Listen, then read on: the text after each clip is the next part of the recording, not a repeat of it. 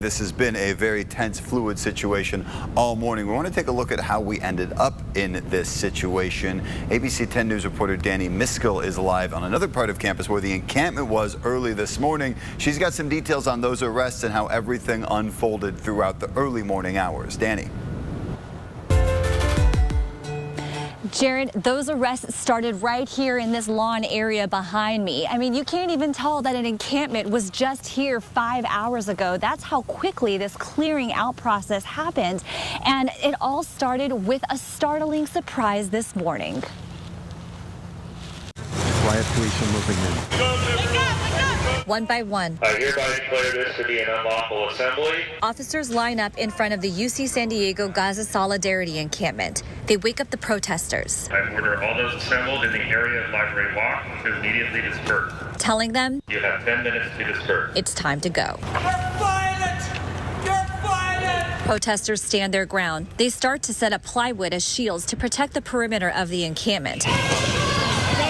Eventually, they link arms, trying to hold the fort. Multiple agencies create what's known as an encirclement. They close in tighter and tighter around the protesters, trying to make them peacefully disperse and stripping away pieces of their encampment as they close in. But many of the protesters appear prepared to be detained. Officers lowering their batons. And throughout this entire clearing process, we saw no assaults being made on either side. The only noticeable resists were when the protesters were being wrestled to the ground to be detained. But the majority of them peacefully went. You can see dozens of them lined up, getting ready to be processed. UC San Diego says they still do not know how many of the protesters are students and how many of them are outsiders. But the police said that they would have sanctions for the students, staff, and faculty who would be detained Monday morning. As for the rest of the protesters, it's going to be up to the San Diego Sheriff's Office to decide what punishment they will face. 1 hour later, this protest line is carrying the chants of the encampment. Tents, tarps, and more are being thrown out. And Jared, we heard from UC San Diego that out of the 64 arrests, 40 are students and 24 are unaffiliated with UC San Diego. I also got a chance to speak with CHP. It turns out they also helped with dismantling the UCLA encampment. And I asked them how this situation was compared to that one. And they, of course, said this one went a lot quicker. This only took about an hour. At UCLA, it took them almost 5 hours. And as we all know, that turned violent. But this one, they said, was very tamed. Live at UC San Diego, I'm Danny Miskell, ABC 10 News. Now, the ripple effects of that are reverberating throughout campus this morning. Thank you, Danny. Most of the campus has been closed today. Everything west of the 5, basically, classes are going remote. Students, though, are still pouring into campus right now, and things are, as we said at the beginning of the show, escalating. Let's get back out to Sierra Encinas, who was at the protest that came after the protest, I guess, if you will. Sierra, you're seeing a lot of people showing up around the area where the Sheriff's Department is trying to take the people who were arrested this morning off of campus now. What's going on? Yeah, Jared, you can see that tensions are picking up again. Protesters are continuing to push back the line that police officers have made here. You can see pellet guns through the glass here. You can see that sheriff's deputies are actually putting up a barrier there over the glass while students are continuing to chant at them. Like I mentioned, tensions started to rise when several students and people who were in the encampment were detained, and then they were then transported in a sheriff's bus. And you had mentioned how classes were disturbed today. We were sitting outside of the library at UCSD, nearby where the encampment was. Several students were disappointed as they were turned away because the west side of this campus is closed. Operations are now remote. Classes are virtual. Many of them tell me that they understand why students are doing this. One says that he believes that the chancellor of UC San Diego is overreacting and didn't think that the encampment was posing a threat. And I'm going to let you listen into the protesters right now. You can hear that they're chanting, "Let them go." They're referring to the detainees that were transported about 20, 30 minutes ago now. And these protesters just aren't letting up. They are continuing to push back the line that sheriff's deputies, UC San Diego Police, and CHP has created. They also spotted another sheriff's bus, so they split the protest. So some protesters are nearby where that bus is, about a 5-minute walk from where we are right now. But you can see things are not letting up out here. People are clapping, they're chanting. There's well over 200, maybe 300 people out here right now, and they're continuing to share their distress with police officers that are out here trying to disperse this protest this morning.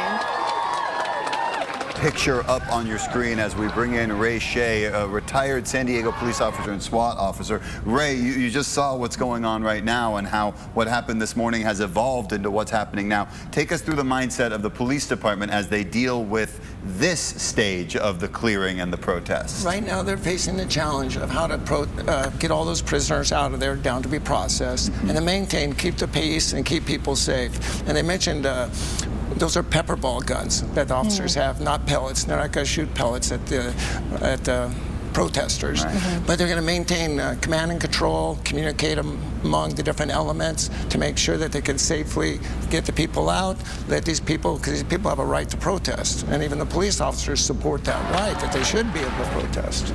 And can we talk about, we saw multiple law enforcement agencies there earlier this morning. We're seeing that right now. How do they all coordinate? You heard our reporter's Danny say that some officers were at UCLA and now they are here at UC San Diego. Right. There is an incident command post that we can't see right now, but you have each of the different leaders of the different elements there communicating. You have the Sheriff's Department, you have the San Diego Police Department, you have CHP, and each of them slice a piece of the pie. Some might be responsible for perimeter, some people might be responsible for overwatch, make sure the officers are safe and everyone's safe down below. When things are getting as chaotic as they are right now, because the officers and the deputies have the job to do of moving the people who were arrested this morning onto buses, taking them down to be processed, and yet you have hundreds of students here that are blocking the buses and trying to impede that from going on. How do you draw the line between trying to take care of the official duties that the officers have to do and allowing these protesters their First Amendment rights to be there and to assemble? Well, you purposely slow things down. You slow things down because they're not being attacked. If there's a blocking force or if they begin to block, as you mentioned, there's another prisoner van. So if they have to make more arrests, they make more arrests. These officers, the Sheriff's Department, the Police Department, CHP, they practice this and they rehearse it. And the command and control is very clear. You can see how they're communicating. None of the sheriff deputies have their batons out. They're keeping it very low key to enable them to protest, but also allow them to do their job, and their job is to keep things safe and get the people that have been arrested out to downtown. And can we talk just really quickly about the response? We saw what happened at UCLA when they went into the encampments overnight. This was far different.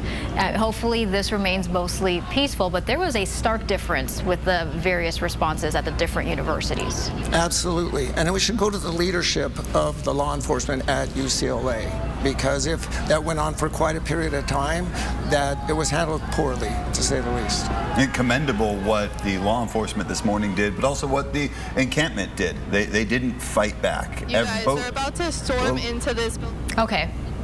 Okay, let me, Sierra, is that?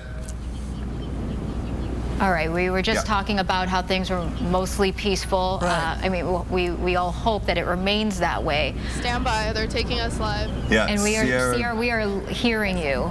Go ahead and tell us what's going on right now, what you can see as we get closer to this building. And can you clarify, is this the building where the people who were arrested this morning are being held?